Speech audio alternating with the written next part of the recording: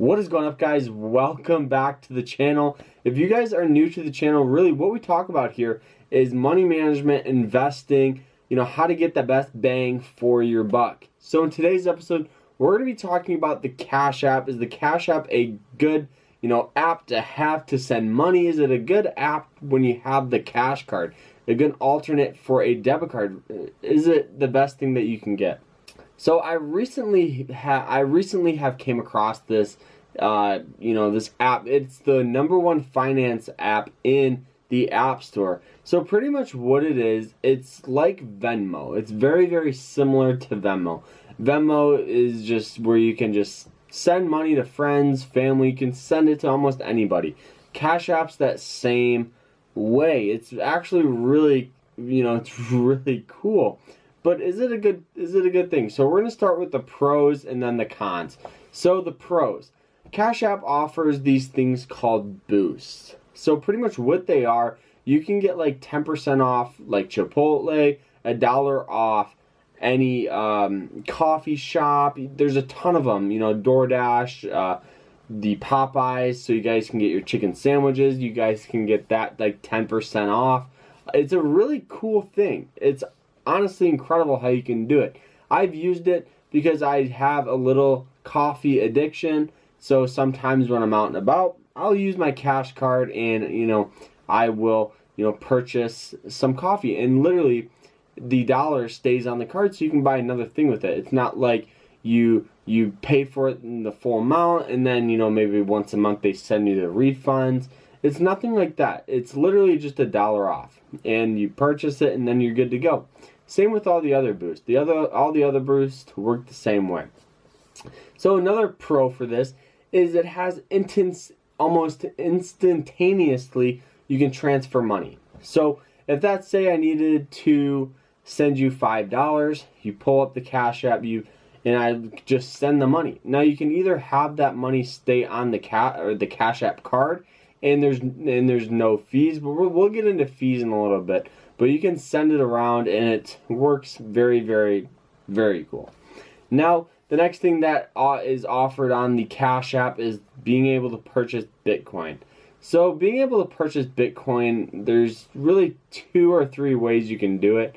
Now, the first way is you can just go to like a Coinbase type app that specializes in that. But what the downside is when you use something like that is when you want to transfer money, often it takes anywhere from 2 to 3 business days. So if you want to get in on a specific price point, you got to kind of wait, and it kind of sucks.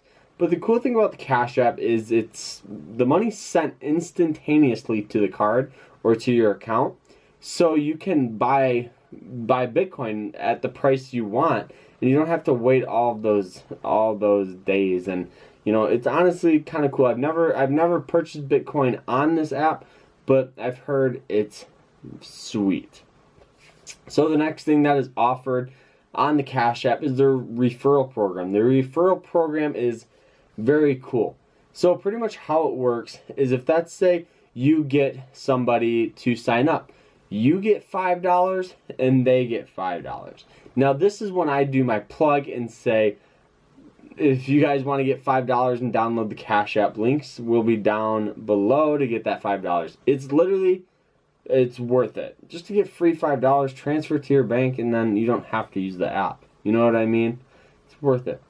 So what are the pros, or what are the cons for the Cash App? Now there's a couple. Cash App charges the sender a 3% fee when using a credit card. So if you guys are using a credit card, you're going to have to pay this 3% fee. And you might be thinking, Carter, it's only 3%. But if you have $100, that's kind of, you're starting to get into more money. And I would just try to stay away from fees. They often end up pretty bad. So if you guys can just stay away from it, it's definitely worth it. But if you guys are using the Cash Card, so the Cash App card, there's no fees applied, when you transfer money. So right there, it's kind of a cool little thing. Now, another downside for the Cash App card is you can't put any cash actually on it. So you can't go to a an ATM and deposit money onto the card. How you do it is you have to transfer that money from another bank account into this account. So right there, a lot of people are going to say it's called the Cash App, but you can't actually transfer money to the card. Yes, they're in the works on that, and there's nothing we can do. So another downside for this card is when you want to make an instant deposit or an instant transaction, it's going to charge you 1.5%. So really, that's not too big of a deal as that 3%, but it's still definitely something that you guys should keep an eye on, just so you guys don't lose some money and you guys aren't sending a whole bunch of instant deposits. Now, what I normally do when I use this card is if I have some money and I want to send it to my bank account, what I'll do is I'll just send it to my bank account. Now, when you use that, there's no fees applied. And what I figure is if I'm sending out $100 or $200, those 1.5% adds up over time. And if I'm using this over the course of a year or 2 years, that could easily be $50, $60, $70 that could be wasted into these fees. So it's just something you guys keep an eye on. But that is it, though. I hope you guys enjoyed this. I hope you guys enjoyed this episode on the Cash App. If you guys like these types of videos, drop a subscribe down below. Do it, like it, smash it, comment if you guys use the Cash App card or you plan on using it. Don't forget, you guys can get a free $5 just by signing up in the links below. That is it, though. Remember to always stay happy, stay positive. We'll see you guys tomorrow in another episode.